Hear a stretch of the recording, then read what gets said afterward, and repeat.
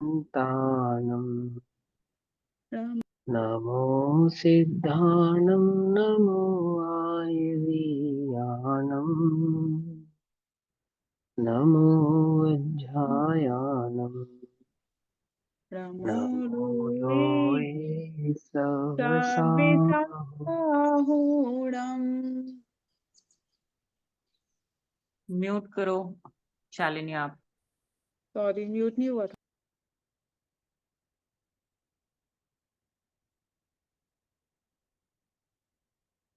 नमः समे साराय सानुभूत्या च कासते चित्स्वभावाय भावाय सर्वभावान्तरच्छिदे।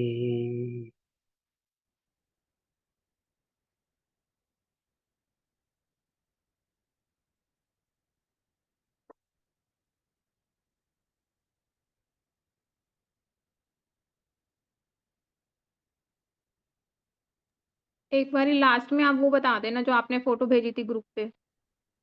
द्रव्य और गुण कैसे अलग अलग लिए? अच्छा बताता हूँ। हमारी दोपहरकालीन कक्षा का विषय चल रहा है श्री समय सारजी ग्रंथ। श्री समय सारजी का स्वाध्याय हम सभी आचार्य अमृतचंद्र देव द्वारा रचित आत्मख्याति टीका के माध्यम से कर रहे हैं। आत्मख्याति टीका में सर्वश्रुत ज्ञान अधिकार चल रहा है। गाथा नंबर 411। 410 नंबर तक की गाथा में आचार्य देव ने हमें समझाया कि देह आदि से पालन किया गया जो द्रव्यलिंग है अथवा ग्रस्त लिंग है वो वास्तव में मोक्ष मार्ग नहीं है। एक आत्म स्वरूप की स्थिरता ही वास्तविक मोक्ष मार्ग है, परमार्थ से मोक्ष मार्ग है। अब उसी भाव को आगे पुष्ट करने के लिए 411 नंबर की गाथा कहते हैं। तमहाजहितुलिंगे तागारणगारे हिंबागहिदे दंसननाण चरिते अप्पाणम जुंजमोक्ष पहे। यूं छोड़ कर सागारिया निगार धारित लिंग को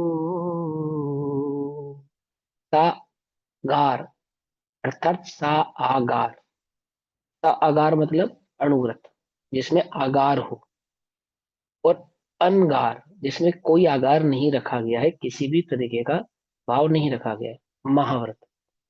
सागार अनगार दो ग्रंथ है ना, सागर धर्मामृत, अनगार धर्मामृत। अनगार धर्मामृत साधुओं की अपेक्षा से, सागर धर्मामृत अणुव्रतियों की अपेक्षा से। ठीक है ना। तो आपने चरणानुयोग के ग्रंथों में, व्यवहार ग्रंथों में ये लिंग पढ़े हैं ना। तो इन लिंग को पढ़ने से किसी प्रकार की मान्यता में कोई ऐसा भाव ना आ जाए कि जीव द्रव्य का कर्ता देह द्रव्य यानी कि पुद्गल द्रव्य है, अथवा पुद्गल द्रव्य आदि के माध्यम से जीव द्रव्य का कोई कार्य होता है, उसका मोक्ष मार्ग होता है। इस प्रकार की कोई त्रुटि ज्ञान में न रहे, उसका निराकरण इन गाथाओं के माध्यम से आचार्य देव कर रहे हैं। क्या कहते हैं? यूं छोड़ कर सागार या अनगार धारित लिंग को चारित्र दर्शन ज्ञान में तू जोड़ रे निज आत्म को। यदि तेरा उपयोग, यदि तेरी मान्यता ऐसी है कि सागार अथवा अनगार रूपी जो धर्म है उस व्यवहार धर्म आदि के पालन से मोक्ष मार्ग होता है, तो तू अभी अपनी इस मान्यता को छोड़, अपने उपयोग को देह में, देह से पलने वाले अणुव्रत और महाव्रतों की से अपने उपयोग को हटा और कहाँ ले जा? अपने आत्म स्वरूप में ले जा। चारित्र दर्शन ज्ञान में तू जोड़ रे निज आत्म को। हिमांशु भैया, तस्मात जो सागार बोला आपने, जे हमेशा अनुव्रत वास्ते ही आता है, संसारी आशा, जीवों मतलब ऐसा नहीं है। हाँ अणुव्रतों की सा आगार माने अणुव्रत। हाँ देखो मोक्ष मार्ग में व्रतों की अपेक्षा से कथन चल रहा है ये, अव्रतियों की तो बात ही नहीं चल रही यहाँ पे। ठीक है ना, शिथिल जो अव्रती है उसको तो मोक्ष मार्ग की खबर नहीं, उसकी बात नहीं चल रही है यहाँ पे। यहाँ पे अणुव्रतों की यानी व्रतों की अपेक्षा से, देह आदि से पाले गए संयम की अपेक्षा से कथन चल रहा है। और जब यहाँ पे सागार का है ना, आगार उसी को होता है जिसको व्रत होते हैं। या तो आगार होगा या अनगार होगा, व्रत ही नहीं है तो कैसा सा आगार। आगार माने सीमा करना, माने कि कुछ निश्चित सीमाओं को धारण कर लेना, है ना। अब असीम है, जो असीम है इन सेंस दो प्रकार की असीमता है, एक मिथ्यात्व में असीमता है, सब कुछ भोगने को तैयार है संसार में, कोई लिमिट ही नहीं है, अनलिमिट है ना। और एक अनलिमिट भाव क्या है, एक सम्यक दर्शन का अनलिमिट भाव है, वो भी असीम है। उसमें पर में तिल मात्र भी अपना ममत्व नहीं है, सारा भाव अपने में ही सीमित है। ठीक है ना। तो यहाँ आगार और अनगार कहना, यानी आगार सहित और आगार रहित। अनगार माने आगार रहित, सागार माने आगार सहित। क्या आगार सहित, इस सीमा सहित, बाहरी पदार्थों की कुछ सीमा सहित। और अनगार माने बाहरी पदार्थों की कोई सीमा नहीं, कोई भाव ही नहीं रखता। तो कहते तस्मात इसलिए सागार, सागारों द्वारा अर्थात गृहस्थों द्वारा। अब यहाँ पे गृहस्थों द्वारा, गृहस्थ अणुव्रति को कह रहे हैं, ये बात ध्यान रखना। उपचार से तो मिथ्या दृष्टि को भी गृहस्थ कहते हैं, ठीक है ना। लेकिन करणानुयोग अथवा चरणानुयोग में जिसको दो कषाय चौकड़ी का अभाव है अथवा जिसको व्रतादि अणुव्रतादि का पालन है, उसको उसको कहते हैं सागर। वर्तमान योग में आदि पुराण या महापुराण में प्रसंग आता है जब, तो वहां मुनि राजों को, तीर्थंकरों को पंचम गुण स्थानवर्ती कहा, जन्म से ही। मालूम, जन्म से पंचम गुण स्थानवर्ती। अभी एक ऐसी मान्यता है लोक में कि जो तीर्थंकर होते हैं ना, वो सीधे सिर्फ चौथे गुण स्थान वाले होते हैं, उनको अणुव्रत नहीं होते, क्योंकि उनको क्या होती है, बीच की अवस्था नहीं होती। तो वो सीधा अवृति से सातवां गुण स्थान में प्रकट होते हैं, यानी चौथे गुण स्थान से सीधा सातवां गुण स्थान प्रकट करते हैं। पर ऐसा नहीं है, जहां ये बात लिखी है ना कि तीर्थंकरों को बीच की अवस्था नहीं होती, वहां ये बतलाना चाहते हैं कि जो तीर्थंकर आदि होते हैं वो एल्लक छुल्लक आदि व्रत धारण नहीं करते, समझे। 96,000 रानियां हैं इसलिए वो अव्रती है, ये गलत नियम है, बिल्कुल गलत नियम है, समझे। स्वाधारा संतोष व्रत है, वो अणुव्रती है। क्या कहा, एक स्त्री है चाहे 1,000 स्त्री है चाहे 1,00,000 स्त्रियां हैं, 1,00,000 स्त्री का स्वामी भी अणुव्रती है। अणुव्रत जानते किसको कहते हैं, उसका ये नियम है कि जो संसार समाज के द्वारा मेरी ब्याहता पत्नी है, जिसमें पंचों द्वारा समाज द्वारा मैंने उसे स्वीकार किया है और मेरी अन्य पत्नियों के द्वारा सहमति द्वारा उस स्त्री ने मुझे स्वीकार किया है, समझे। धर्म और लोक की नीति के अंतर्गत जिसके साथ मेरा विवाह आदि हुआ है, उसके उसके साथ जो भाव है मेरा ना, अन्य किसी स्त्री के साथ नहीं रहेगा, वो अणुव्रत का ही भेद है। स्वदारा संतोष व्रत कहलाता है वो।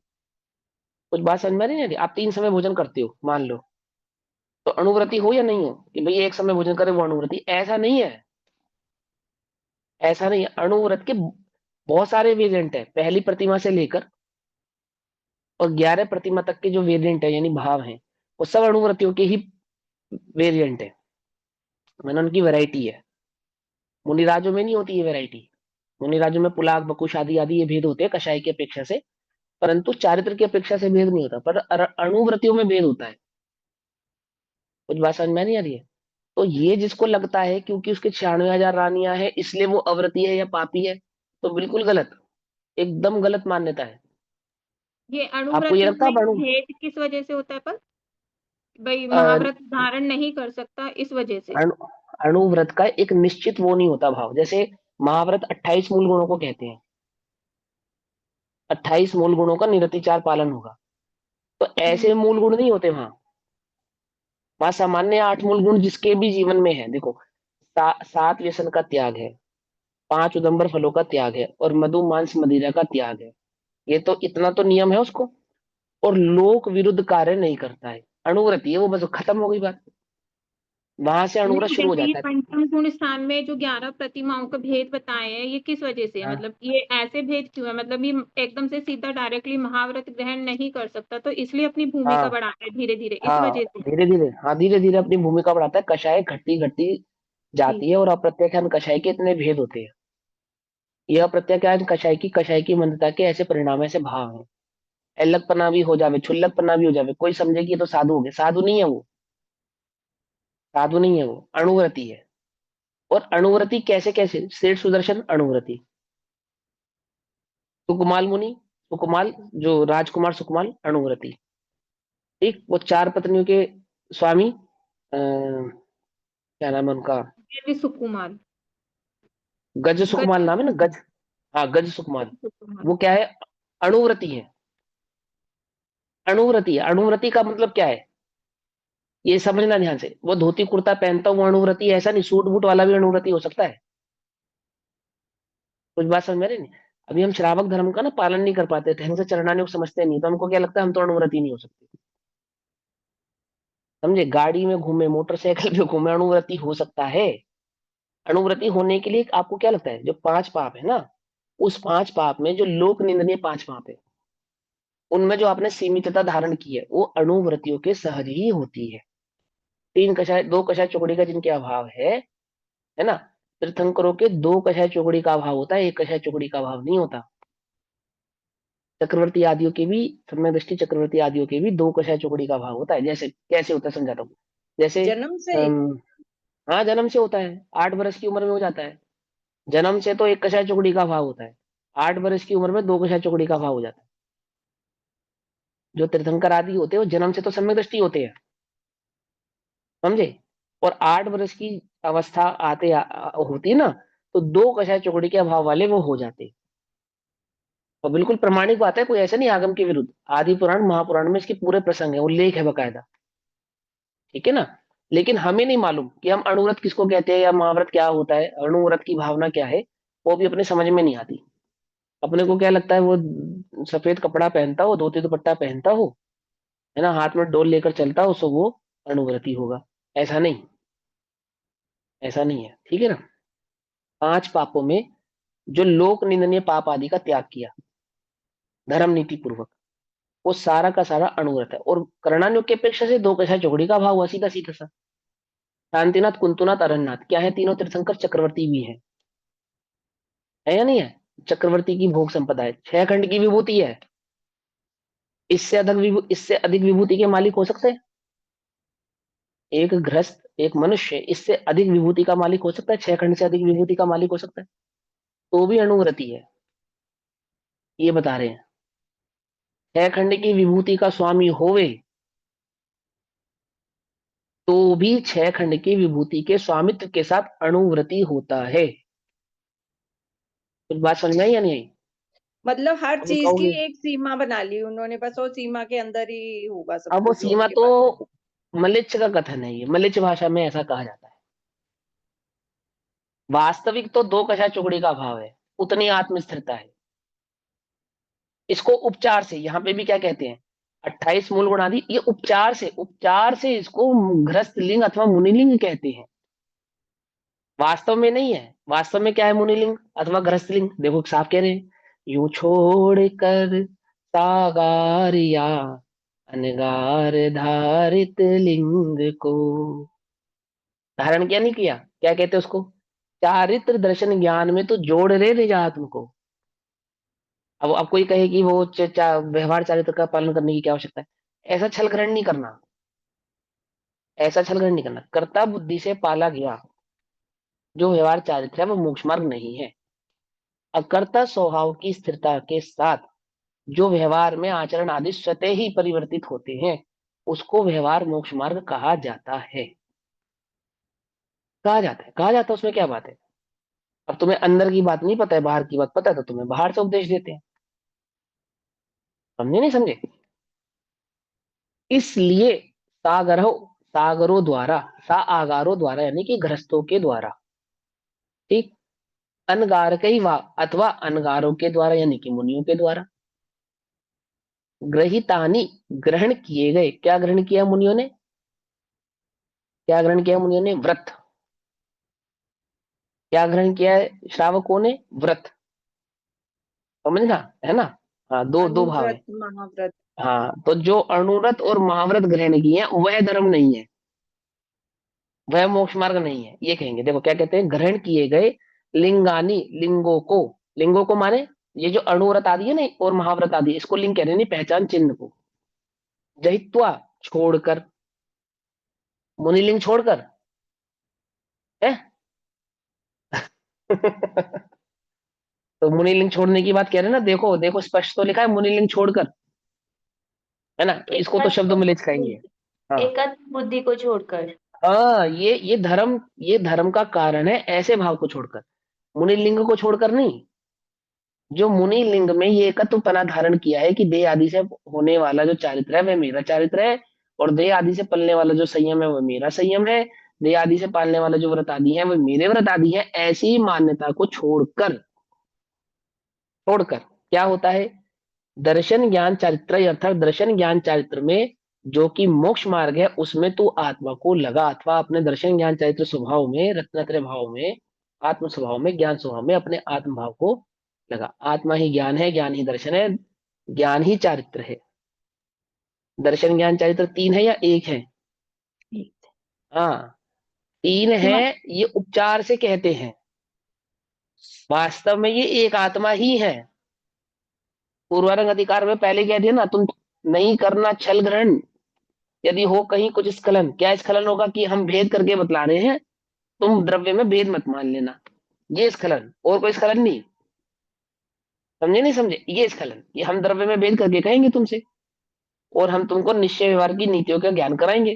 तुम व्यवहार निश्चय व्यवहार की नीतियों के ज्ञान में निश्चयभाषी मत हो जाना, एक बात, नहीं करना छल ग्रहण। दूसरा, वस्तु में भेद करके बतलाएंगे तो वस्तु में भेद मत मान लेना। समझे नहीं समझे, ऐसा छल ग्रहण नहीं करना। हाँ क्या पूछ रहे दीदी आप? हिमांशु भैया, आपने अभी बताया ना कि उनको दोगशाही चौकड़ी का दोगशाही चौकड़ी नहीं भाव होएगी, होता। अनुवृत्त होएगा। हाँ तो फिर वो मतलब फिर उनको ग्रसित क्यों बोल रहे हैं? सम्यक दृष्टि जीव है तो फिर उनको ग्रसित क्यों बोलना? मतलब ये उनके लिए है, चक्रवर्तियों के लिए है। क्या बोला उनको? आप ग्रसित बोल रहे हैं ना, गृहस्थों के द्वारा जिनको दोगशाही अनुव्रत लिया। हाँ अणुव्रत किसके होते हैं? गृहस्थों के होते हैं, मुनियों के होते हैं। नहीं, फिर आपने ये भी तो बोला है ना कि दोगशाही चौकड़ी का अभाव है। अरे तो दो कषाय चुकड़ी का भाव हो जाएगा तो मुनिपना थोड़ी हो जाएगा, मुनिपना तीन कषाय चुकड़ी के भाव में होगा, ठीक। है ना। हाँ कोई बात नहीं, वो क्षेपक्षम ज्ञान है, थोड़ा ऐसे आगे पीछे काम करता है, कोई बात नहीं। दो कषाय चौकड़ी का अभाव होगा, एक कषाय चौकड़ी का अभाव होगा तो अवृति होगा, दो कषाय चौकड़ी का अभाव होगा उसको अणुव्रति कहेंगे, तीन कषाय चौकड़ी का अभाव होगा उसको महाव्रति कहेंगे, और चार कषाय चौकड़ी का अभाव होगा सो अर्हंत। समझ में आई बात, है ना ऐसा। तो फिर सिद्ध किसको कहेंगे? जिसके 8 कर्मों का नाश होगा, है ना। अर्हंत भगवान कषाय का नाश नहीं करते, कषाय का नाश करके तो अर्हंत होते हैं। और पूर्व में कषाय के कारण से सत्ता, आत्म सत्ता के साथ जो पूर्व बाधित कर्म है ना, बंधे हुए कर्म है, उनकी निर्जरा करके सिद्ध होते हैं। कषाय की अपेक्षा से देखें तो अर्हंत और सिद्धों में कोई अंतर नहीं, और कर्म की अपेक्षा से देखें तो अर्हंत और सिद्धों में अंतर होता है बस। एक चार कषाय 4 कर्मों के अभाव वाले होते हैं, एक 8 कर्मों के अभाव वाले होते हैं। ठीक है ना, बस इतनी सी बात है। अनंत दर्शन, अनंत ज्ञान, अनंत सुख, अनंत विजय, ऐसे 4 चतुष्टय, अनंत चतुष्टय प्रकट हो गए ना। सिद्धों को भी है, अर्हंतों को भी है। वह जो आत्मस्थिरता सिद्धालय में जाके अधिक हो जाती है, पहले आत्मस्थिरता चौथे गुण स्थान से कुछ अधिक पांचवे में होती है, पांचवे से कुछ अधिक छठे में होती है, छठे से कुछ अधिक सातवें, सातवें से कुछ अधिक आठवें, ऐसे गुण स्थानों में होती है। अब अरिहंत भगवान कौन से गुण स्थान में? 13वें गुण स्थान में, है ना। अरिहंत भगवान 13वें गुण स्थान में, सीधी सी बात। तो सिद्धों की जो आत्मस्थिरता है, माना अरिहंतों से कुछ अधिक आत्मस्थिरता सिद्धों में होती है? ये समझना बस। यहाँ एक ही आत्मस्थिरता, जैसी होती है स्थिरता तो। हाँ एक ही जैसी होती है, ठीक है। ऐसे ये कोई अंतर नहीं होता, अब वो उतना ही भेद है, क्योंकि स्थिरता, जो आत्मा में जो अस्थिरता है ना, उसका कारण क्या है? आत्मा में जो अस्थिरता है इसका क्या कारण है? कषाय। कषाय। हाँ, और कषाय का अर्हंतों को क्या हो गया है? अभाव। अभाव हो गया। तो स्थिरता तो पूरी रहेगी, कितनी पूरी रहेगी? जितनी सिद्धों को है उतनी रहेगी, कोई अंतर नहीं है, कोई भेद नहीं है। स्थिरता तो, अस्थिरता तो कषाय का सूचक है, समझे नहीं समझे? और भेद कितना है कि जो चार आघाती कर्म विद्यमान है उनकी अपेक्षा से उन दोनों में बस एक भेद किया गया है। ठीक है ना, बस ये समझना। चलो अब पढ़ते हैं। ठीक है, क्योंकि द्रव्य लिंग मोक्ष मार्ग नहीं है। द्रव्य लिंग मोक्ष मार्ग नहीं है मतलब जो देह आदि से पालन किया गया अणुव्रत आदि है, महाव्रत आदि है, कोई उसको मोक्ष मार्ग माने तो वह मोक्ष मार्ग नहीं है। कोई ऐसा माने कि होता ही नहीं है, तो ऐसा नहीं, ऐसा नहीं है ना। तो क्या कहते हैं, क्योंकि द्रव्यलिंग मोक्ष मार्ग नहीं है, क्योंकि आत्मा को मोक्ष होता है, आत्मा को मोक्ष होता है, शरीर को तो मोक्ष होता नहीं है ना।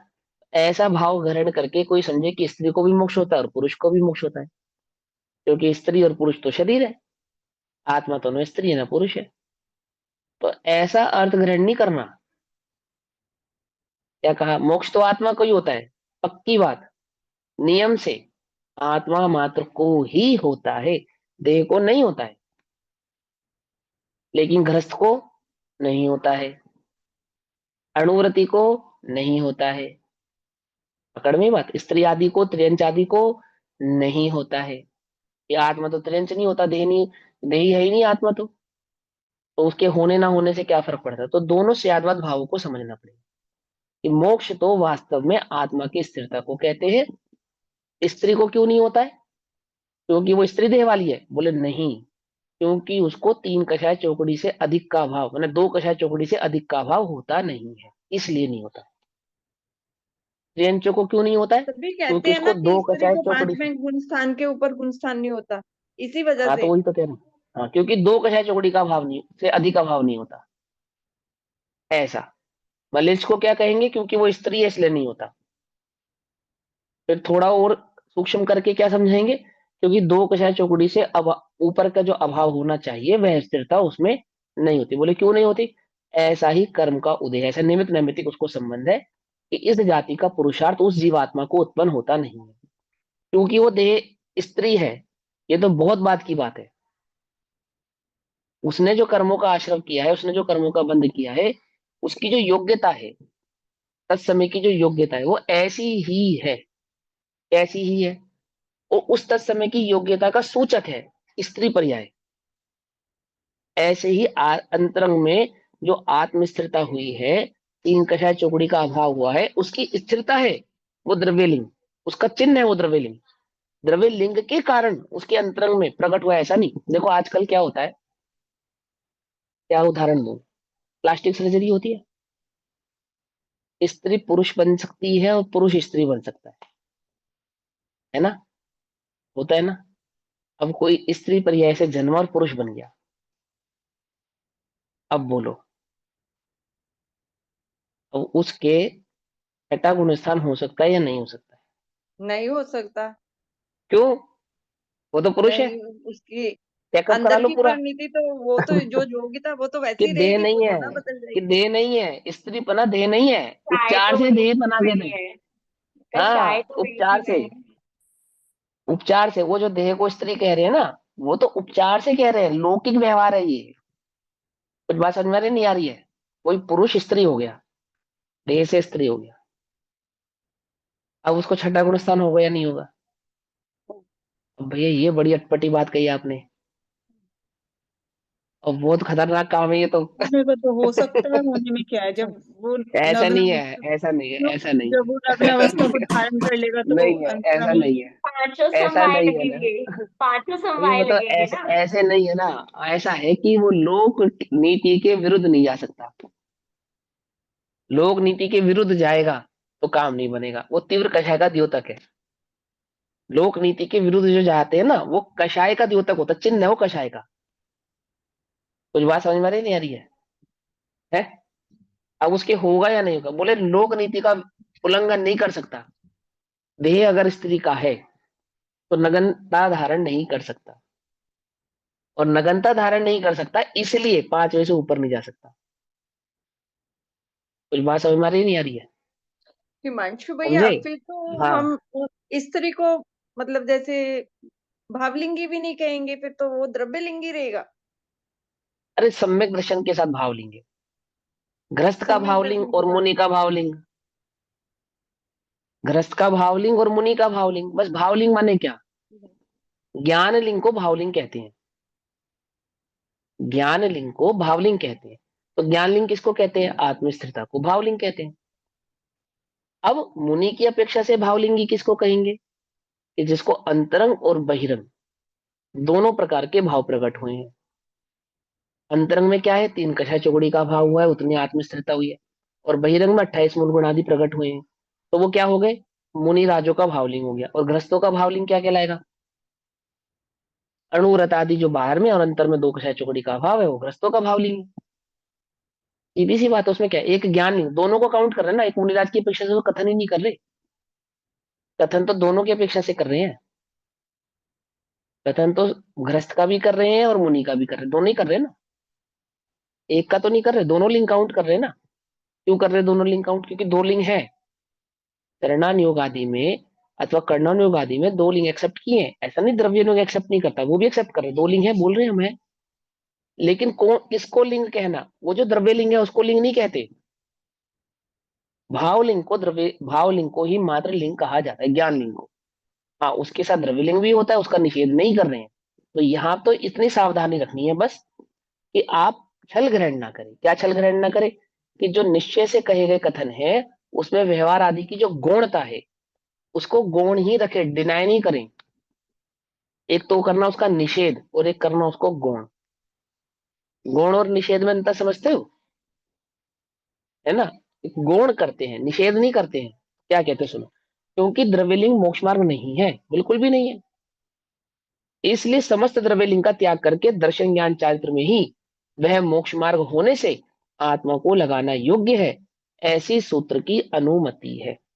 सूत्र की अनुमति क्या है? आप उपयोग को दर्शन ज्ञान चारित्र में स्थिर करो, बस बात खत्म। मुनिपना होना होगा वो भी होगा, सहज ही होगा। क्या हो रहा है क्या नहीं हो रहा उससे कोई लेना देना नहीं, दर्शन ज्ञान चरित्र में स्थिर करो बस। समझे नहीं समझे? अगर उपयोग बाहर लेकर जाओगे तो नहीं होगा, और दर्शन ज्ञान चरित्र में स्थिर होगा तो होगा। मोक्ष कैसे होगा? बोले दर्शन ज्ञान चरित्र की स्थिरता से होगा बस। और क्यों? और कहीं पे भी आप स्थिर हो गए तो मोक्ष मार्ग नहीं होगा, मोक्ष नहीं होगा। एक स्वभाव की स्थिरता से ही होगा, अन्यत्र कहीं नहीं होगा। ऐसा भावार्थ। यहाँ द्रव्य लिंग को छोड़कर आत्मा को दर्शन ज्ञान चरित्र में लगने का वचन है वह सामान्य परमार्थ वचन है। कोई यह समझेगा कि यह मुनि श्रावक के व्रतों को छुड़ाने का उपदेश है, परंतु ऐसा नहीं है। जो मात्र द्रव्य लिंग को ही मोक्ष मार्ग जानकर वेश धारण करते हैं उन्हें द्रव्य लिंग का पक्ष छुड़ाने का उपदेश दिया है।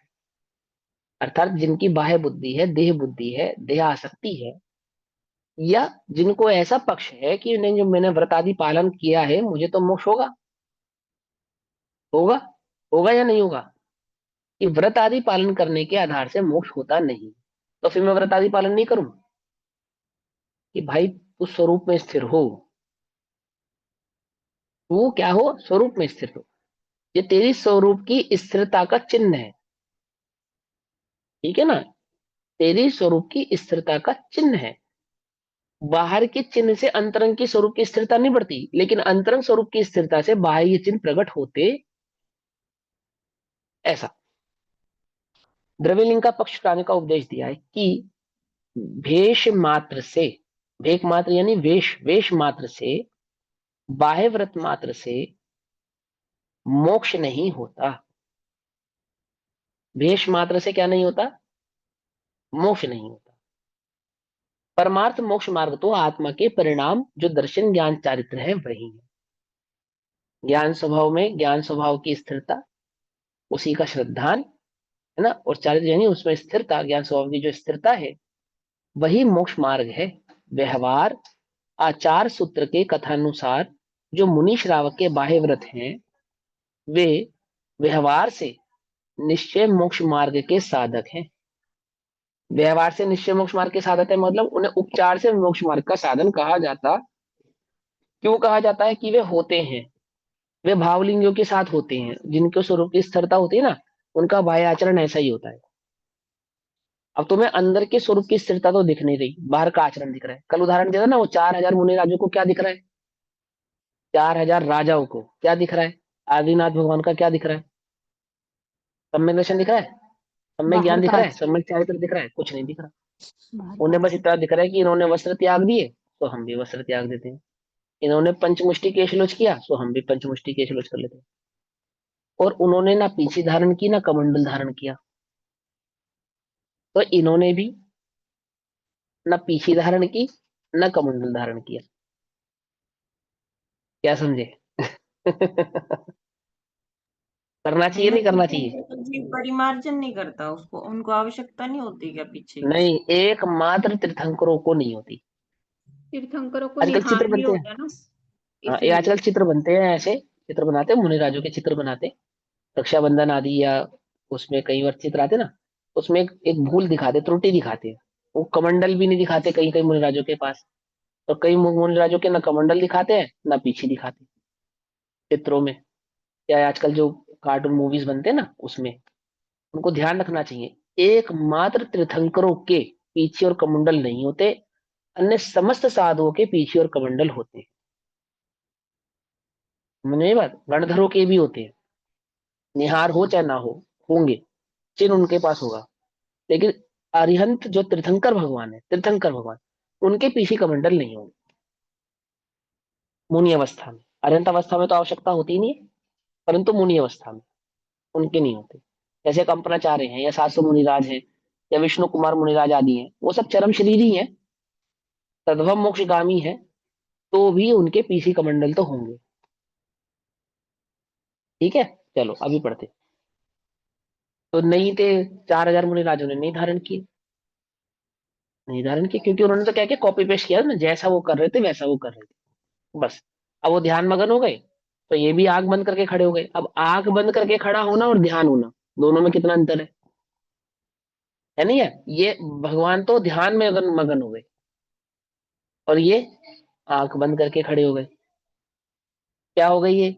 इस 4,000 मुनिराज प्लस वो 4,000 जो राजा थे, और प्लस आदिनाथ, ये सब क्या कर रहे हैं? ध्यान कर रहे हैं, कर रहे हैं नहीं कर रहे हैं? ये ऐसे ऐसे समझना पड़ेगा। अब उनको मत देखो वो ध्यान कर रहे हैं नहीं कर रहे हैं, इधर देखो हम कैसे ध्यान करते हैं, कैसे करते हैं हम, पूजा कैसे करते हैं हम, समाई कैसे करते हैं हम, स्वाध्याय कैसे करते हैं, कैसे करते हैं बोलो? आप पढ़ रहे हो, हम भी पढ़ रहे हैं, आप भी स्वाध्याय कर रहे हो, हम भी स्वाध्याय कर रहे हैं, आप समाई कर रहे हो, हम भी समाई कर रहे हैं या नहीं कर रहे हैं? समझे या नहीं समझे? कषाय का अभाव होवे, आत्मरुचि होवे, वीतरागता प्रकट होवे, है ना, उस जाति का नाम, उसका नाम कषाय। अब उसको क्या घमंड हो गया, क्या घमंड हो गया कि मैं 3 समय स्वाध्याय करने वाला, 2 समय समाई करने वाला, रात्रि भोजन त्याग करने वाला, आदि आदि इतना आचरण करने वाला हूँ, मैं हूँ। तो फिर क्या हो गया तुम होते अब, कि मैं मोक्ष मार्गी हूँ, ये रहे हम मोक्ष अधिकारी। हमें सार जी में लिखा है हम मोक्ष अधिकारी है या नहीं है? समझे? अब ये बात तो पक्की है कि मोक्ष होगा तो जीव को ही होगा, लेकिन अधिकार किसको प्राप्त है ना? अधिकार प्राप्त हुए बिना, अच्छा बच्चे कान में वो डॉक्टर की ड्रेस पहन लेते हैं, स्टेथोस्कोप वगैरह टांग लेते हैं, तो डॉक्टर बन जाते हैं, बन जाते नहीं बन जाते? फिर तुम उनसे अपना इलाज कराने जाते हो नहीं कराने जाते? लेकिन तुम समझ गए, जो हम मान जाते हैं कि हम ऐसा मान लेते हैं, एज्यूम कर लेते हैं कि हम ग्रस्त हो गए तो हम साधु हो गए, हम सब में कल्पना कर लेते हैं हाँ ये तो साधु हो गए। ठीक है ना? अब सुनो, बाहर के वेश का निषेध नहीं है, अष्टपाहुड़ की अपेक्षा से अगर आप समझेंगे, तो निरतिचार पालन करने वाला जो द्रव्यलिंग है, भले ही वह मिथ्या दृष्टि है तो भी पूजनीय है, पूजनीय, वो लोक नीति है, लोक नीति है ना। लेकिन जहां स्पष्ट ही विवेक है, हमें मालूम है कि मात्र ड्रेस है और वो भी प्रॉपर नहीं है। क्या कहा? तुम डॉक्टर के पास गए और वो तुम्हारे दिल की धड़कन लेफ्ट की जगह राइट में चेक करने लगे, क्या कहा? कुछ समझ में ही बात नहीं। कहाँ होता है दिल? लेफ्ट में होता है राइट में होता है? कुछ समझ में आ रही बात? नहीं समझ में आ रही है? अब तुम्हें पता ही है, स्पष्ट ही समझ में आ गया ये क्या कर रहा है। दिल होता है ना, सेंटर में होता है, हल्का लेफ्ट की तरफ झुका होता पीछे होता है, है वो लेफ्ट गड़बड़ में कर की रहा गाड़ी है, हाँ हल्का सा झुका लेफ्ट हुआ और होता है, हाँ राइट। होता है दीदी, मुझे कौन सा तुम्हें साइंस पढ़ानी, मैं तो एक उदाहरण दे रहा हूँ बस, कि तुम्हें पता है कि हाँ लेफ्ट में होता है और राइट में वो सर्च कर रहा है। गड़बड़ हो जाएगी ना, तुम्हें समझ में आ जाएगा, अरे भैया ये डॉक्टर ने नौसिखिया है ना। एक एक एक लॉजिक है, एक उदाहरण है। ऐसे ही जहां स्पष्ट ही भाषित हो रहा है कि 28 मूलभूत आदि का भी पालन ढंग से नहीं हो रहा है, उसको ये भी नहीं मालूम, इतनी सी बात भी नहीं मालूम कि वो दिल कहाँ होता है ना, ऐसे उसको इतना भी नहीं मालूम 28 मूलभूत किसे कहते हैं। तो उसकी बात नहीं है यहाँ पे, उसका तो दूर से ही निषेध करने के लिए कह दिया आचार्य ने। बात उसकी किसकी चल रही है। और कोई बोले ग्रस्त, तो मैं बता रहा हूँ सदग्रस्त किसको कहते हैं। और ये आगम प्रमाण वचन है, कोई मैं अपने घर से नहीं बता रहा हूँ। आप सूट बूट पहनते हो तो भी आप अणुव्रती हो, 6 खंड की विभूति के धारी हो तो भी आप अणुव्रती हो, बिल्कुल धोखे में मत रहना। हाँ, अणुव्रत किसको कहना, दो कषाय चौकड़ी के अभाव को कहना। तुम ऐसी ऐसी शंका मत कर लेना, ऐसे ही मान लेना कि हम तो अणुव्रती हो गए, हमें तो कुछ त्याग करने की आवश्यकता नहीं है। कषाय के त्याग पूर्वक अंतर में जो स्थिरता प्रकट हुई है, और वहां जो संयोग आदि भाव में ममत भाव टूटा है, भले ही संयोग घटे नहीं है, तो भी वहां पे अणुव्रत उसको स्वीकार किया गया है। दो कषाय चौकड़ी के अभाव में एक भी संयोग कम नहीं करने की स्थिति में भी अणुव्रत स्वीकार किया जाता है। अब उल्टा छल ग्रहण नहीं करना। ये क्यों बता रहा हूं मैं बात, ये मैं इसलिए बता रहा हूं कि अगर आपको ये डिप्रेशन है या आप इस टेंशन में हो कि कुछ छोड़ेंगे तो अणुव्रती हो, छोड़ेंगे तो अणुव्रती हो, तो आचार्य देव आपको ये समझाना चाहते हैं कषाय छोड़, तो अणुव्रती महाव्रती छोड़ तो सिद्ध होगा। कषाय छोड़, तो इस चक्कर में मत पड़ कि मैं ये छोड़ूं, ये ग्रहण करूं, इतना छोड़ूंगा तो कुछ काम बनेगा। कषाय छोड़ने से तेरा काम बनेगा, कषाय नहीं छोड़ेगा तो तेरा काम नहीं बनेगा। तो छोड़ ले जो तुझे छोड़ना है। मुनिव्रत धार अनंत बार ग्रैवक उपजायो, और जो छोड़ना चाहिए था वो छोड़े बिना सुख लेश न पायो, निज आत्म ज्ञान बिना सुख लेश न पायो। समझे, वो बात यहाँ पे समझा रहे हैं। क्या समझा रहे हैं, कि वो जो द्रव्य लिंग है जिसमें तुमने मोक्ष मार्ग की कल्पना की है, हमने उसको उपचार से मोक्ष मार्ग कहा था। हमने उसे क्या कहा था, उपचार से मोक्ष मार्ग, और तुमने क्या मान लिया उसे, मोक्ष मार्ग। समझे, चित्र में बनी हुई कार, कार है या नहीं है, बोलो, पढ़ो फिर से तत्वार सूत्र। चित्र में बनी उपचार हुई से है, कार उपचार है, से कार है। बिल्कुल कार है। जो कह रहे नहीं है चित्र है, उनको तत्वार सूत्र फिर से पढ़ना चाहिए। चित्र में बनी हुई कार कार है, कार कहते हुए भी कोई उसके साथ ऐसा व्यवहार नहीं करता जैसा कार के साथ करता है। क्या, चित्र में बना हुआ भोजन भोजन ही है, ऐसा कहने पर भी कोई उसके साथ ऐसा व्यवहार नहीं करता जैसा भोजन के साथ करता है। ऐसे ही उपचार से कहे जाने वाले लिंग को, धर्म कहे जाने वाले लिंग को धर्म है ऐसा कहने पर भी ज्ञानी उसके साथ ऐसा व्यवहार नहीं करते जैसा वास्तविक धर्म के साथ करते हैं। कैसा व्यवहार, आत्मा में एकत्व रखते हैं, इससे अन्यत्व रखते हैं। समझ में बात, ये आत्मा तत्वार्थ में क्या रखते सूत्र हैं, में कहाँ है ये जो आप कह रहे हो लिंक करने के लिए कि तत्वार्थ सूत्र पढ़ो, ये बात किस चीज में आई है ऐसी? सात ने पढ़े तत्वार सूत्र में। हाँ, उसमें चित्र आदि को की वस्तु को वह आमुख वस्तु कहना, ये कौन सा नय है। हाँ, वो उसमें ना याद नहीं है मुझे, ऐसे पहले अध्याय में है ना, आखिरी सूत्र है। आगे यार, तो अब खोल के पढ़ना, सारी मेहनत हमसे कराओगे फिर आप क्या करोगे बताओ। ठीक, चलो समझे। व्यवहार आचार सूत्र के कथानुसार जो मुनि श्रावक के बाह्य व्रत हैं, वे व्यवहार से निश्चय मोक्ष मार्ग के साधक हैं। उन व्रतों को यहाँ नहीं छुड़ाया है, किंतु यह कहा है कि उन व्रतों का भी ममत छोड़कर परमार्थ मोक्ष मार्ग में लगने से मोक्ष होता है। ठीक, एक आदमी की पत्नी खो गई,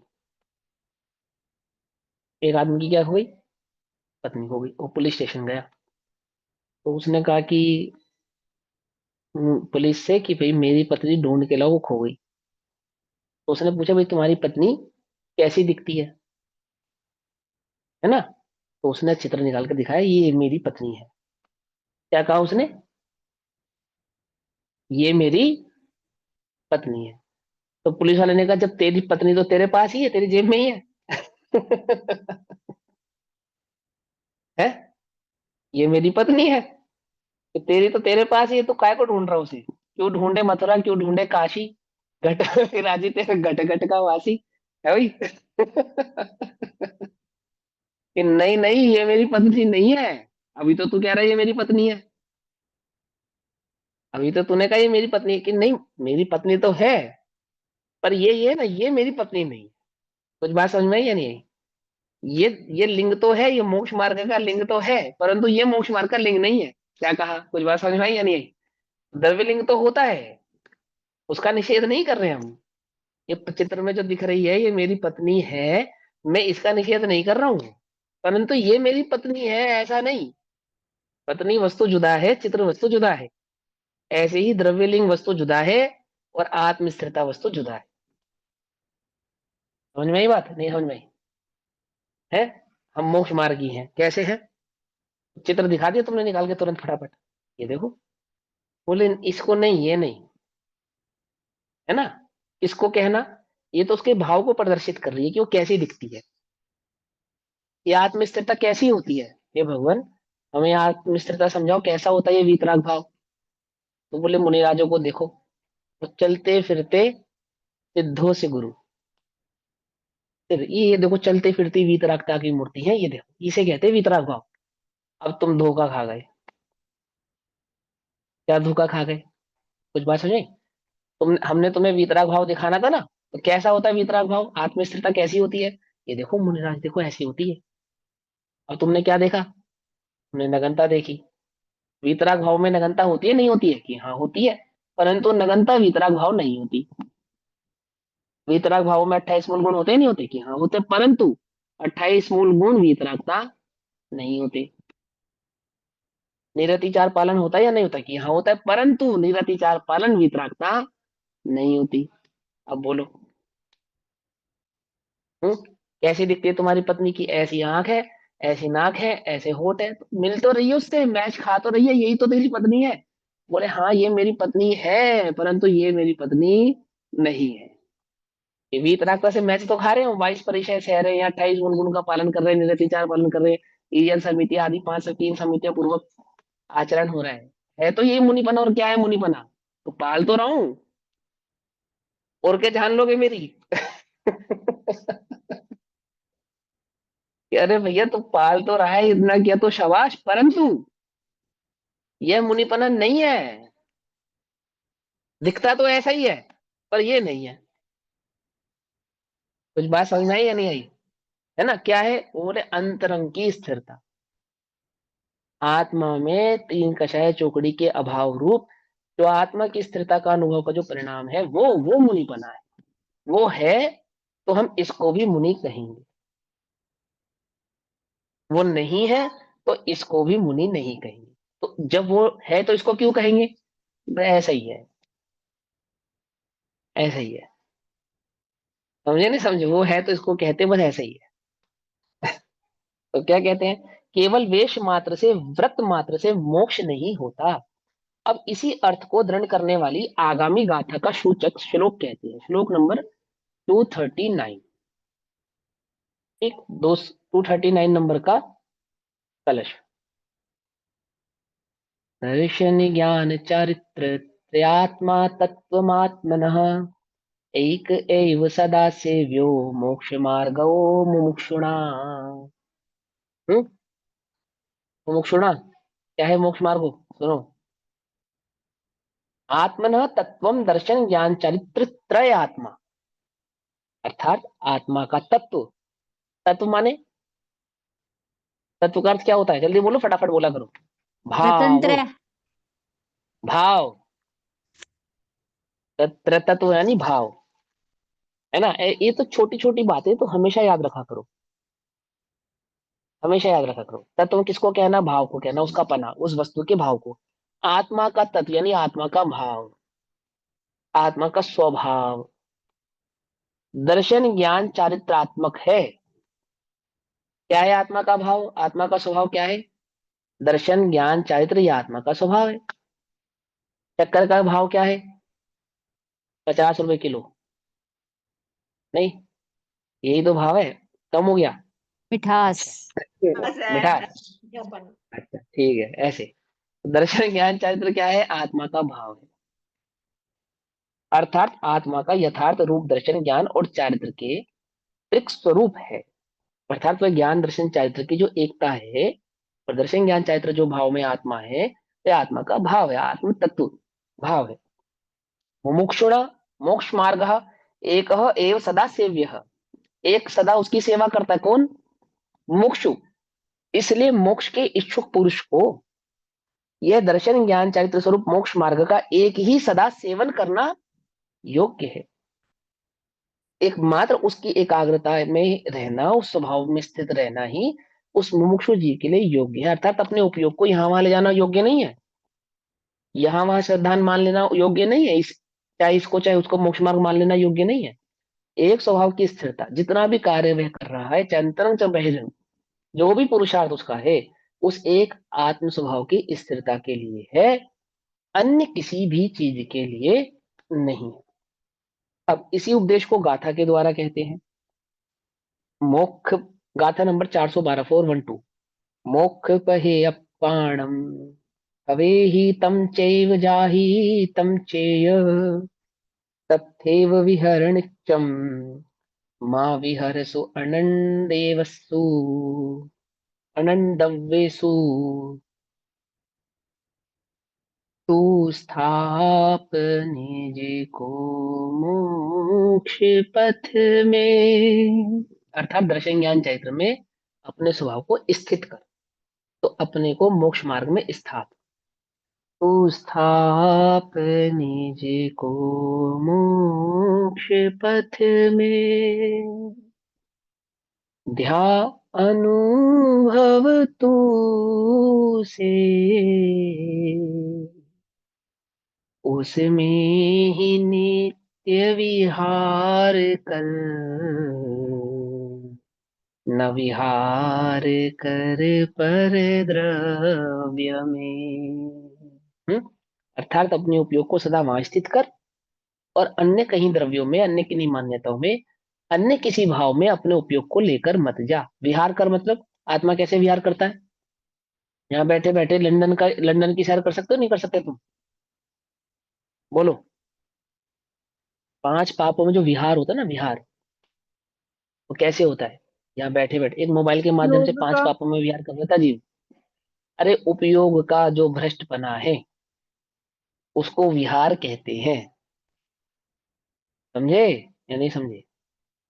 ये जो उपयोग बैठा ना यहाँ बैठे बैठे, अब ये सारे जगत में घूम रहा है। यहाँ बैठे बैठे फैक्ट्री में है, कहीं है। जैसे देवों का, देव कैसे विहार करते हैं? बोलो कैसे करते हैं? मूल शरीर तो कहाँ रहता है? स्वर्ग में रहता है, और बाकी वो वे क्रिया करते हैं। ऐसे ऐसे ही मनुष्य भी वे क्रिया करता है। कैसे करता है?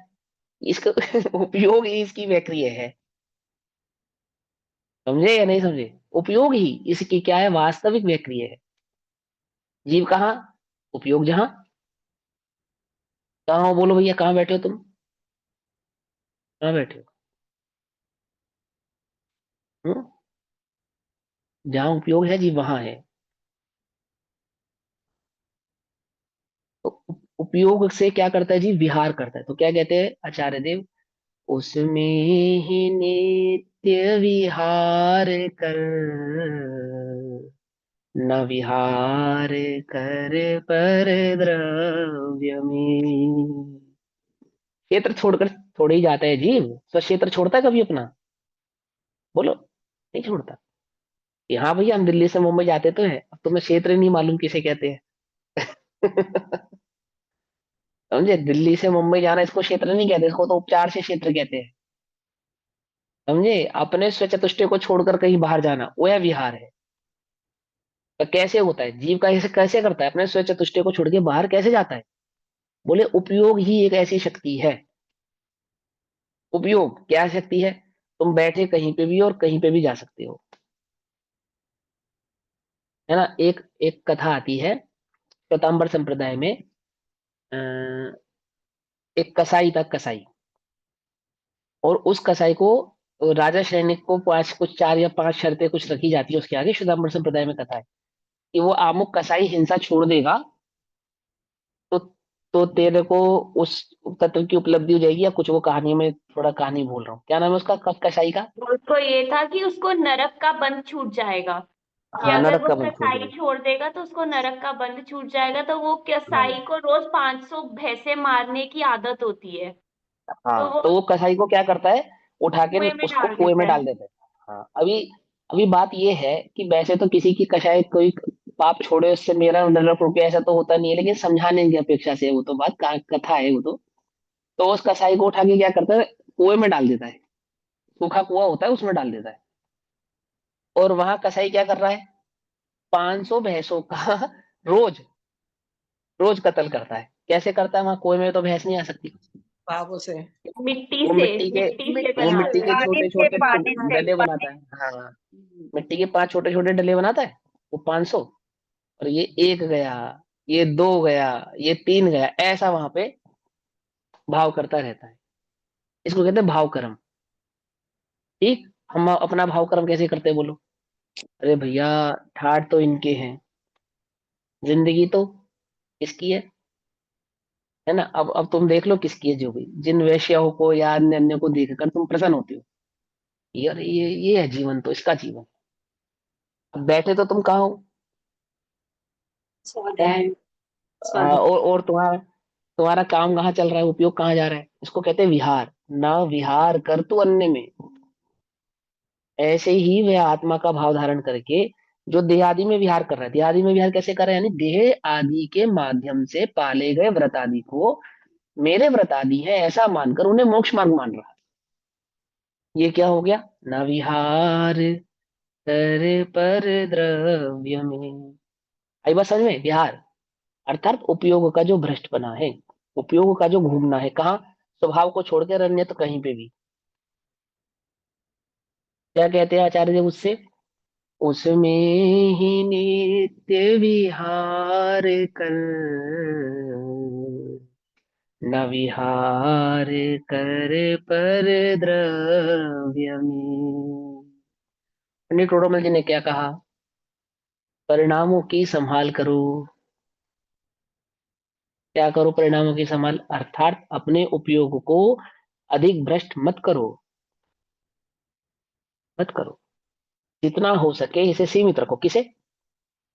उपयोग को।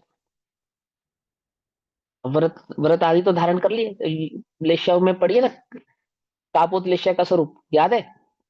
सारी रात क्या चल रहा है उसको, भोजन पानी, पानी भोजन, बस ये चल रहा है। वो जो सेठ है जिसने समाइक धारण की है, वो समाइक धारण करने वाला सेठ कहाँ चला गया? कुएं में चला गया, मेंढक बन गया। क्यों चला गया भाई, मेंढक बन गया? क्योंकि उपयोग पानी पानी पानी पानी पानी पानी। हेमचंद मुनिराज मुनि अवस्था, 28 मूल गुणों के निरतिचार पालन करने वाले, और खरबूजे में जाके जीव हो गए। क्यों हो गए भाई? खरबूजा खरबूजा खरबूजा खरबूजा खरबूजा। क्या समझे? अपने क्या चल रहा है अंदर? कुछ समझ में नहीं इन्हें? Porsche, Mercedes Mercedes, Porsche. Gold, diamond diamond, gold. पृथ्वी काय के वो? तुम ही डायमंड के हो जाओगे, चिंता नहीं करो। क्या कहा? कुछ समझ में आई बात? नहीं समझ में आई? पूरी देह डायमंड की मिलेगी तुम्हें, बोलो चाहिए नहीं चाहिए? वो पृथ्वी का एक डायमंड की जो देह है तो डायमंड से तो बनी है। गोल्ड की देह गोल्ड से बनी है ना, गोल्ड जीव नहीं है। पृथ्वी का एक का जीव है वो। वो देह है, देह, एक इंद्रिय जीव की बॉडी है देह है वो। बॉडी। है बॉडी, हाँ, डेड बॉडी तो है ना। तो तुम तो ऊपर से नीचे तक सोने के हो जाओगे, तुम क्या सोने का चिंतन कर रहे हो? ऊपर से नीचे तक डायमंड हो जाओगे, क्या डायमंड का चिंतन कर रहे हो? ना भ्रमा उपयोग को, समझे? इसीलिए जो कर्मबद्ध पर्याय है वो ज्ञानियों के हृदय का हार है। हार, खरा खरे सोने का, खरे हीरे का हार है। कौन? कर्मबद्ध पर्याय। पता है क्यों? उसके बल पर उपयोग को भरमाते नहीं है। विश्वास है उन्हें। क्या विश्वास है? जिस द्रव्य की जिस क्षेत्र में जिस काल में जो पर्याय होनी है तो होती है, मैं उसका करता नहीं। ऐसा बल लाके उपयोग को अधिक भरमाते नहीं है। ऐसे ही नहीं है। क्रमबद्ध पर्याय को क्या समझते हो तुम?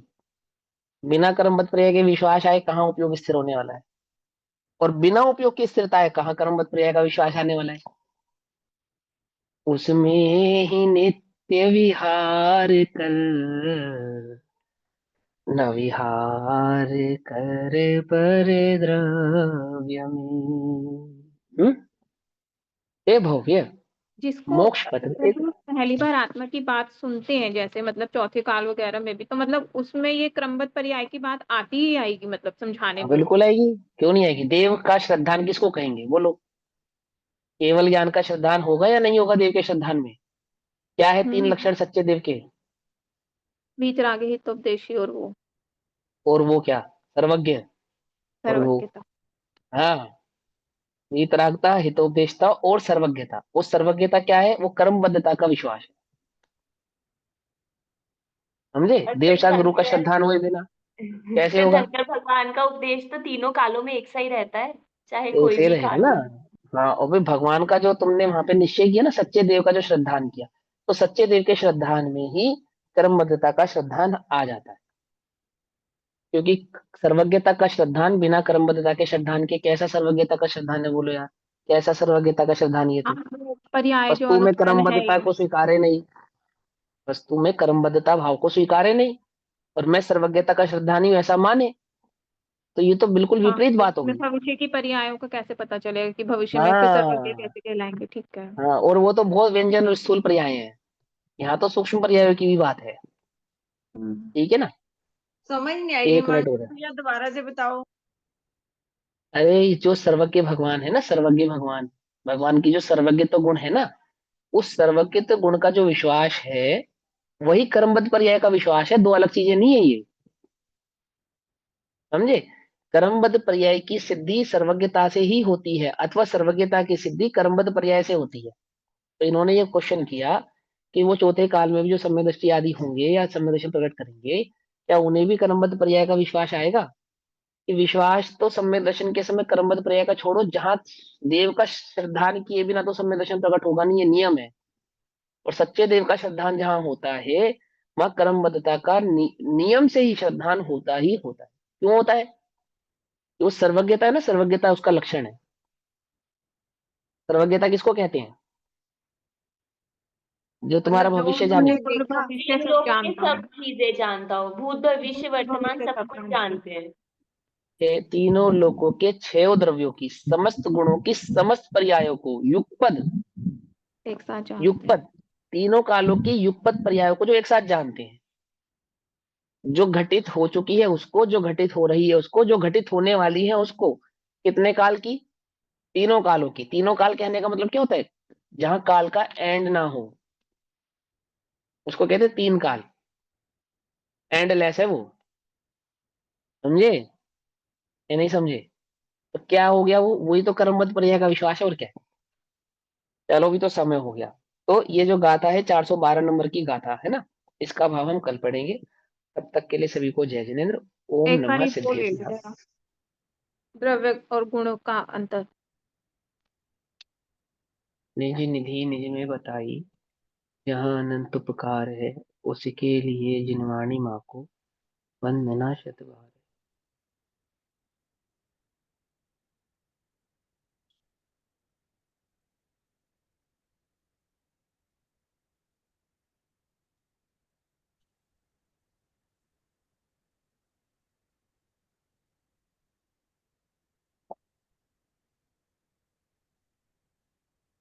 भैया कल ले लेना, क्योंकि मैंने ना प्रिंट आउट निकलवाया आज। मैं पहले पढ़ूंगी, फिर ले लेना कल प्लीज।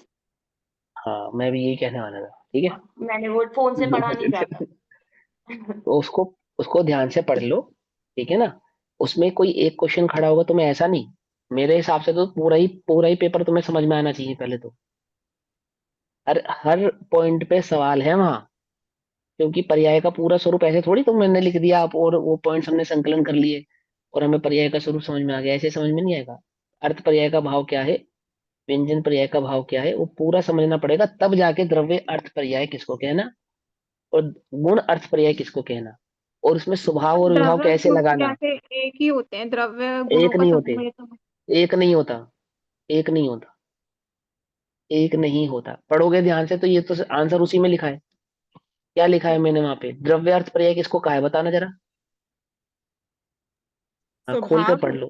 सिद्ध भगवान की जो सिद्ध अवस्था है किंचित न्यूनाकार, उसको क्या कहा? उसको उसको स्वभाव द्रव्य, द्रव्य स्वभाव आपने बोला व्यंजन था, पर्याय। स्वभाव द्रव्य व्यंजन स्वभाव पर्याय। द्रव्य व्यंजन पर्याय हाँ, था। और स्वभाव नर द्रव्य नारक और आदि जो की पर्याय को आपने बोला विभाव विभाव द्रव्य व्यंजन पर्याय। व्यंजन और जो पर्याय, अनंत ठीक है ज्ञान वहां पे। दर्शन सुख वीर्य अब सुनो आदि की सुनो जो सुनो, पर्याय है रुक उसे को जाओ, तो आपने अरे रुक बोला जाओ। स्वभाव। हाँ हाँ दीदी याद हो गया, मुझे मालूम है। सुनो मेरी बात। वहां अर्थ पर्याय किसको कहा, व्यंजन पर्याय किसको कहा? स्वाभाविक। वो दोनों बातें समझ में आई ना। आत्मा की स्वाभाविक व्यंजन पर्याय आकार है, वो द्रव्य की अपेक्षा से है। अब गुण का क्या आकार होता है बोलो? ज्ञान गुण का आकार क्या बोलोगे आप? ज्ञानाकार कहते हो ना। तो वहां ज्ञानाकार की अपेक्षा से व्यंजन पर्याय नहीं गुण पर्याय नहीं बनेगी, अर्थ पर्याय नहीं बनेगी। यहाँ स्वभाव की अपेक्षा से गुण पर्याय बनेगी, उसको बोलेंगे स्वभाव अर्थ गुण पर्याय। ज्ञान का जो स्वभाव है, क्या स्वभाव है ज्ञान का? जानना। किसके ज्ञान का जानना स्वभाव है? अपने अपने ज्ञान स्वयं का पर भी जानना। कह सकते हैं, पर अपने। सभी जीवों के ज्ञान का सभी स्वभाव जानना है सभी ना। जीवों का। एक इंद्रिय जो जीव है उसके ज्ञान का क्या स्वभाव है? जानना। जानना। और वो कैसे जानता है? जैसे केवल जानते हैं ऐसे जानता है, कुछ अलग तरीके से जानता है? नहीं, का सेम ही जानना जानते, जानना तो एक ही जानने होता में है, तो पर सेम ही जानना जानने होता है। की का अंतर अपेक्षा बस। से, हाँ, जानने की ज्ञान। अपेक्षा से समान हाँ, जानता है, सेम जानता है। उसको कहते हैं अर्थ सेम का पर्याय। अंतर है बस। हाँ। उसको कहते हैं गुण की अर्थ पर्याय। स्वभाव गुण अर्थ पर्याय, ठीक है ना। अब उस स्वभाव गुण अर्थ पर्याय में विभाव क्या है? कि उस स्वभाव को नहीं जानता, ये विभाव है। ज्ञान जानने का काम तो करता है, स्वभाव को नहीं जानता है, इसलिए राग आदि में श्रद्धान रखता है, वो उसका विभाव है। और वैसे भी बेसिकली अर्थ पर्याय जो होती है केवल ज्ञान गम्य होती है। चलो ठीक है, कल समझाऊंगा, अभी समय हुआ। और भैया इसके बाद समय सारजी के बाद आपने कौन सा लेना है? नियम सारजी लेना, ताकि जिनके पास नहीं है वो मंगा लेंगे, या फिर प्रवचन सारजी हाँ, लोगे? आप लोग डिसाइड कर लो, पंचस्ती काय लेना है, मंत्र नियम हमारा तो सारजी यही लेना है है या कि आप प्रोफेसर। समय सारे एक बार फिर से करा दो ना, हम तो बिल्कुल नहीं नहीं नए। आंटी, नहीं हम आगे आंटी थोड़ा बढ़ेंगे सा अभी चेंज तो। करने दो ना, फिर ले लेंगे आप ये वापस। रिकॉर्डिंग दोबारा रिकॉर्डेड सुनो, प्रवचन बात है। तो वही आएगी। एक एक एक एक एक देखो ऐसा है ना, अभी क्या नाम है, रिकॉर्ड तो हुआ हुआ है समय सारजी। तो आप लोग एक बार पहले समय सारजी सुन लो, फिर से रिकॉर्डेड जिनको समय सारजी सुनना है। हम एक बार नियम सारजी या कोई अन्य ग्रंथ लेके फिर वापस से समय सारजी ले सकते हैं, ऐसी कोई हाँ आपत्ति नहीं है, हाँ, ले आराम से ले सकते सकते हैं हैं। फिर। हाँ फिर भैया है ना। प्रवचन नहीं भैया, सारजी ले लो जो क्रमबद्ध मैंने पर्याय इसके आपको बीच सबको में बताया था। क्लियर है। या क्रमबद्ध पर्याय प्रवचन, सबको क्लियर है। नहीं सबको आंटी क्लियर पता नहीं, भैया मुझे नहीं पता। प्रवचन वो सारजी भी जो तो मैंने एक आपको जरूरी बताया। है ना, क्रमबद्ध पर्याय का भी तो हर चीज में वो लगती है, मतलब कैसे अप्लाई करना है। हाँ कोई बात नहीं, वो मैं बताऊंगा आपको। क्रमबद्ध क्रिया का जो प्रश्न है ना, उसका उत्तर आपको बाद में दूंगा मैं, अभी तो समय नहीं है इतनी जल्दी में भैया दे पाऊँ। प्रवचन नेहा दीदी क्या सारजी कह रहे मैंने जो आपको बताया था ना, जबलपुर से छपा हुआ है, वो बहुत अच्छा है। उसमें 2 आचार्यों की गाथा एक साथ दी हुई है। कौन अगर सा वो वाला दिया? जैसे मंगवाना है तो सब पहले ऑर्डर कर लो, उसको आने में समय लगेगा। किसका? गाथा नेहा दी है नियम टीका दी सारजी है? प्रवचन सारजी? का टीका, 2 आचार्यों की टीका, जैसे आचार्य की टीका और एक और आचार्य की टीका एक साथ दी हुई है उसमें। बस ये बताना कि ऑर्डर कैसे बात कर रहे हो? करें। प्रवचन मैम सारजी की बहुत, बात कर रहे हो हाँ प्रवचन नियम नहीं, सारजी सारजी। रिकॉर्डिंग ऑफ कर दो फिर बात करते रहो। क्या? मैं रिकॉर्डिंग चल रही है। प्रवचन सारजी मैं प्रवचन रिकॉर्डिंग सारजी ऑफ का वो कर लिंक दो। भेज देती हूँ, फिर सब लोग वही वाला प्रवचन सारजी मंगवा लो, उसी से शुरू कर लेंगे। बहुत हाँ तो सुंदर है ठीक है। उसमें। ठीक है। हाँ ठीक है, तो प्रोचन फिर सारजी से कर आप एक सकते हैं। काम करो ना, आप ऑर्डर करवा दो, हम पेमेंट कर देंगे। नहीं वो है ना? और पेमेंट एड्रेस की बात नहीं है, पेमेंट की कोई दिक्कत नहीं है। दिक्कत एड्रेस, ये है मैं ऑर्डर एड्रेस यहाँ पे एड्रेस बता दो। मंगवाऊंगी, फिर मैं दोबारा करूंगी, वो दिक्कत हो जाएगी। अलग अलग